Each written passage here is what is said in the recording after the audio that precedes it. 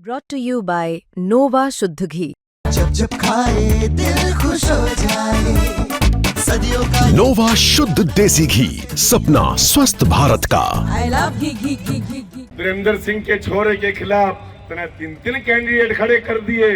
तना सरकार बनानी है कौन थी। चलते चुनाव के अंदर उस शैलजा को अपमानित करके घर बिठा दिया। 12 दिन तक वो किसी जगह वोट मांगने के लिए नहीं गई।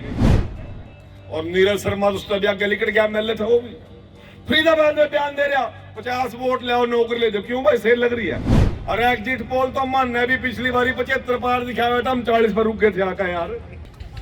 अरे हुड्डा जी, मैं सांपला की धरती से एक बात कह के जा रहा हूं। हो सकता है कि आप लोगों ने बहुत लोगों को नौकरी दी होगी कि नहीं दी होगी। फलाने पे तो आरोप लगेगी जातिवाद के ऊपर चलता है कि सर छोटू राम की पावन पवित्र धरा है। आप तो जातिवाद तभी आगे लिकड़ कर चले गए, उत्तरवाद में पहुंच गए। उड्डतलावा आपने कुछ नहीं दिखा, मलिक मुल्क तो जाओ भाई लाइन में। ये हालात पैदा कर रखी थी। आज आरोप लगा रहे हैं कि वोट चोरी होगी, सरकार चोरी होगी, एमएलए चोरी होगी। भाई अपने कुकर्म इन लोगों को याद नहीं है। मैं 3 मिनट में 2 मिनट में आपके सामने अपनी बात रखूंगा। भाई चलते लोकसभा चुनाव के अंदर हरियाणा का सबसे बड़ा उद्योगपति और एशिया की सबसे बड़ी औद्योगिक इकाई की मालकिन नवीन जिंदल और नवीन जिंदल की मां ने कांग्रेस पार्टी छोड़ दी। और रुक्के मार का क्या कि हम इसलिए कांग्रेस छोड़ रहे हैं कि भूपेंद्र हुड्डा ने पिछले 5 साल से हमारी औकात नहीं पूछी। क्या राहुल गांधी में इतना दम है कि जाके हुड्डा जी से पूछ सके कि तेरा आदमी कांग्रेस पार्टी छोड़ा क्यों गए भाई। अरे बंसीलाल जी की विरासत, 4 बार की विधायक, 2 बार की बेटी सांसद किरण चौधरी चलते चुनाव में कांग्रेस पार्टी छोड़ के डट का आरोप लगाकर चली गई। क्या राहुल गांधी को तब नजर नहीं आया कि मेरे नेता पार्टी छोड़ रहे हैं। अरे कभी कुलदीप बिश्नोई पार्टी छोड़ रहा, कभी रणजीत चौटाला पार्टी छोड़ रहा। चलते चलते चुनाव में इसके नेता पार्टी छोड़ के जाते रहे। तब तो कांग्रेस और कांग्रेसियों को यह पता नहीं लगा कि हमारे नीचे से विकटें गिरने लग रही हैं। चलते चुनाव के अंदर उस शैलजा को अपमानित करके घर बिठा दिया। 12 दिन तक वो किसी जगह वोट मांगने के लिए नहीं गई। तब इसको महसूस हो रहा था कि वोट किधर जा रही है। रणदीप सुरजेवाला को केवल कैथल विधानसभा में फ्रीज करके रख दिया, उसके बाहर नहीं जाएगा। तब इसको महसूस नहीं हो रहा था कि वोटें कहां जा रही है। अरे चलते चुनाव में जिम ये कमाल हो गया। असंध से कैंडिडेट शमशेर गोगी कह रहा भाई पहला अपना घर भरूंगा, फिर रिश्तेदारा का भरूंगा, फिर यार दोस्तों का भरूंगा, और जो कुछ बच गया फिर हल्के देख करूंगा। क्या एक्शन लिया राहुल गांधी ने शमशेर गोगी पर। चलते चुनाव में एक सरपंच भी यह बात नहीं कहता। और नीरज शर्मा उसका आगे लिखट गया एमएलए था वो भी फरीदाबाद में बयान दे रहा 50 वोट ले आओ नौकरी ले दो। क्यों भाई सेल लग रही है। आपको किसने अधिकार दे दिया नौकरी का। नौकरी तो वो काबिल बच्चे लेंगे जो पेपर पास करके आए। फिर को हमारी सरकार बड़ी बढ़ाई चली गई। मैं आप लोगों को क्लियर करना चाहता हूं मित्रों। हमने पूछा भी कैसे चली गई, किसने क्या था सरकार बन रही है।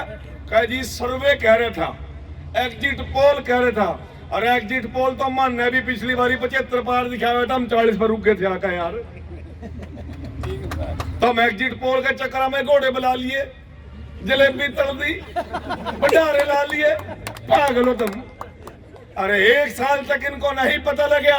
इब्राहिम की आंख खुली तो हमारी सरकार चोरी होगी। अरे तेरे कार्यकर्ता, तेरे कैंडिडेट, तेरे लीडर पार्टी छोड़ के जा रहे थे। जब तो तुझे एहसास नहीं हुआ। एक छोटी सी बात बताना चाहता हूं मित्रों।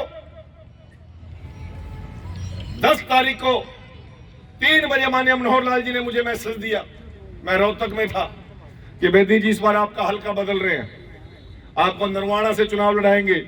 मैंने कहा जी क्यों मारो, मैं तो कभी गया भी नहीं उठा। नहीं आपको जाना। मैं कहा जोर लाना पड़ेगा, का जोर पार्टी अपने आप लगाएगी। अरे मित्रों, नॉमिनेशन भरवाने के लिए कृष्ण बेदी का सुभाष बराला जी आते हैं, कैप्टन अभिमन्यु जी आते हैं, मोहनलाल बड़ोली जी जाते हैं। तीसरे दिन आदित्य योगीनाथ हेलीकॉप्टर लेकर मेरे पक्ष में जनसभा करने आते हैं। पांचवें दिन मनोहर लाल जी हेलीकॉप्टर लेकर नरवाना के अंदर 6 घंटे मेरे लिए गली गली में जाके वोट मांग के आते हैं। 8वें दिन नवीन जिंदल हेलीकॉप्टर लेके पूरे नरवाना की अनाज मंडी में एक एक व्यापारी से मिलकर मेरे पक्ष की वोट की अपील करके जाते हैं। नायब सिंह सैनी जी 2 बार जाते हैं, विप्लव देव जी भी जाते हैं। नरवाड़े वाले कहने लगे तो क्यों रहा भाई, पूरा तो इतनी कभी बस नहीं आवे, इतने हेलीकॉप्टर उतरने लग रहे हैं।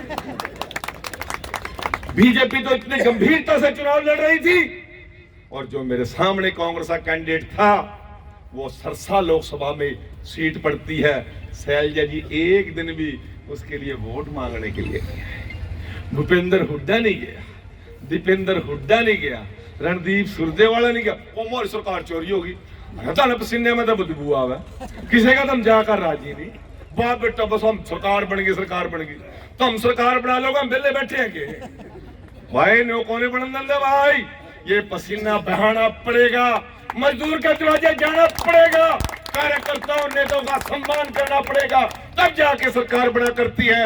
मैं आप लोगों को बताना चाहता हूं, जिस दिन जिस कांग्रेसी में दम हो आ जाए, डिबेट करें, चैनल पे आ जाए, पब्लिक में आ जाए। मैं खुला चैलेंज देके जा रहा हूं, वो उस दिन हम उनको जवाब देंगे कि वोट चोरी नहीं हुई। हुड्डा जी वीरेंद्र सिंह के छोरे के खिलाफ तना 3 कैंडिडेट खड़े कर दिए, तना सरकार बनानी है कौन थी, लोगों का बेवकूफ मत बनाओ। जिस आदमी को राहुल गांधी ने एक्शन लेना चाहिए था वो आए साल पीछे वे नेता प्रतिपक्ष बना दिया। वो नेता प्रतिपक्ष वो बनाना था तो न, पर साल की बात क्या दिख रहा, पहले नाम करो कर।